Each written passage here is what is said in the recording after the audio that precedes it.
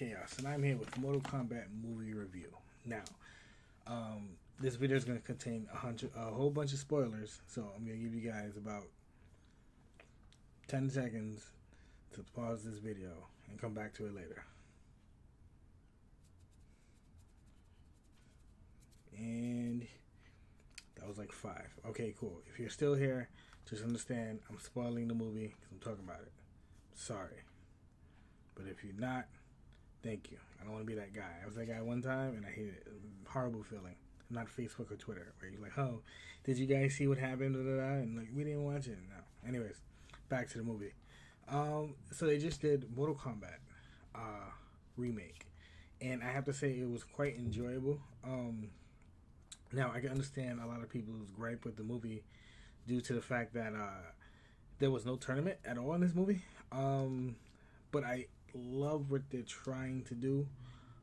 It starts off with Hanzo's story where they show Bin Han, aka Sub-Zero, kill Hanzo's like family bloodline, or he tries to, with killing Scorpion himself, who's Hanzo. Hanzo becomes Scorpion.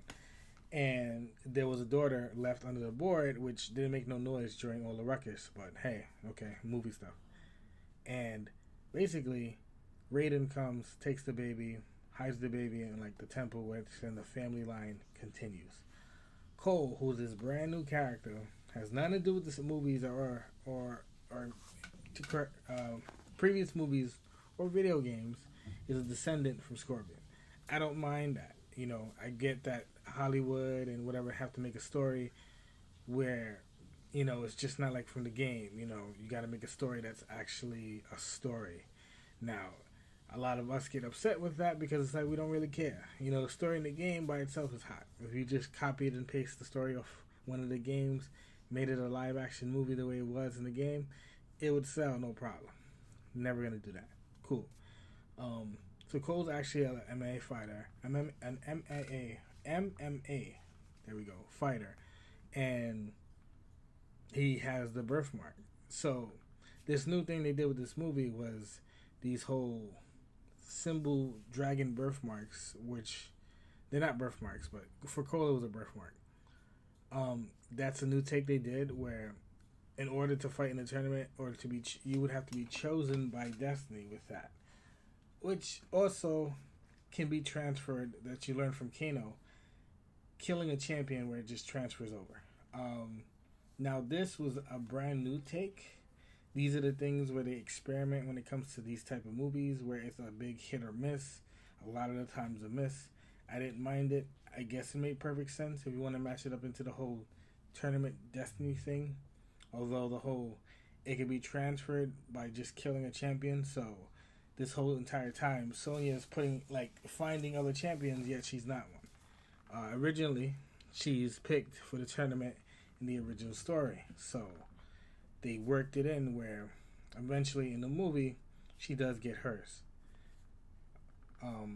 But throughout the movie you see how it goes, and like these characters, I personally enjoyed the actors playing the characters because I felt like it was actually pretty much close to a perfect fit. Liu Kang, Kung Lao, Kano, Sonya, Jax. Even seeing Jax get his arms ripped off by Sub-Zero was fucking cool. Shang Tsung did a great job. Raiden, you know, I didn't have no gripe with the character choices, the actor choices for the characters at all. Melina, although they changed Melina from an Asian woman to a black woman, I'm not complaining, but I'm sure someone else is. So whatever. Yeah. So throughout this movie, you get the concept where, you know, Shang Tsung's cheating, and he doesn't want the tournament to happen. So, and this is how they do it. I think it's cool because they have announced the guy that plays Sub-Zero, Joe, I can't say his last name, but Joe, signed on to do 4 movies if successful. So hopefully we get to see all 4 movies, and this is not a 1 or 2 movie killer franchise done. It does take an interesting take throughout the movie. You see Kano on the good team, and then eventually he switches over to the bad team, which originally he's a bad guy. So it's kind of like weird at first. And these are like the little changes that we have to experience as fans when they do with movies. You know, originally Kano was already on Shang Tsung's team, but it made sense. The whole, you know, what happens and he switches over, and especially because at the end of the movie, again, it's nothing with spoilers. If you're still here, you know that. But they ended up taking on Shang Tsung's team here and there throughout the like at the end, splitting them up, and Sonya gets her marking by killing Kano with the same little gnome he spit on. So, I think that take is not a bad implement into the story with the whole symbols being able to be transferred. And then she instantly learned her was it Chariot, like came in there flipping, and then she killed Melina in like one shot. I was like, okay. Other than that,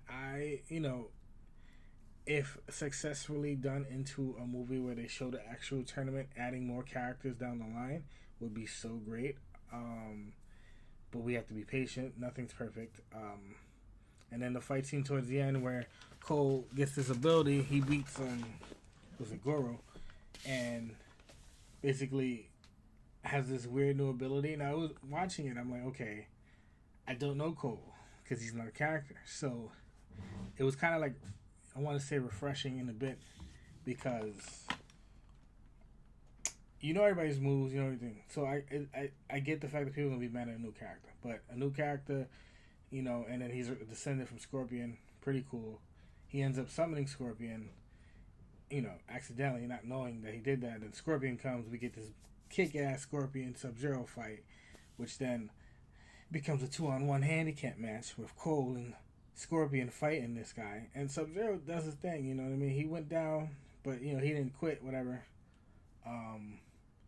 And, yeah, so Cole's family gets saved. Scorpion's, like, saved him, you know. He sees a flashback of his family, so he does his fire technique, which then, at the end, he actually kills Sub-Zero with the whole flame breath, and you see the skull, whatever, from the flame. Super dope. Then, you know, he tells Cole to keep his family bloodline going, and then he disappears, which, you know, originally Scorpion is a good guy, Sub-Zero's the bad guy, the older brother Sub-Zero. In the first movie, they were both being controlled by Shang Tsung, which he said it, you know, the deadliest enemies, but, like, you know, together, like, they're Scorpion and Sub-Zero trying to fight you, that's like, yo, you're asking for death.